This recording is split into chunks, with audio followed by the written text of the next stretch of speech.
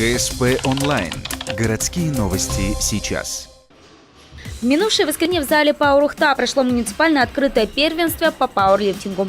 В соревнованиях приняли участие порядка 20 спортсменов разной степени подготовки, как начинающие, так и опытные. В их задачу входило выполнение 3 упражнений – приседание со штангой, жим штанги лежа и становая тяга.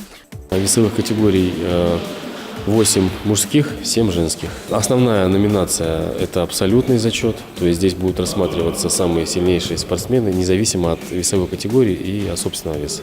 Эти соревнования стали отбором на региональный кубок. Он пройдет через месяц в этом же зале. От Ухты на республике выступят абсолютные победители муниципального первенства. Среди девушек это Лидия Винокурова и Диана Мустафина. Среди мужчин – Кирилл Торлопов, Кирилл Тихомиров и Роман Жаворонков.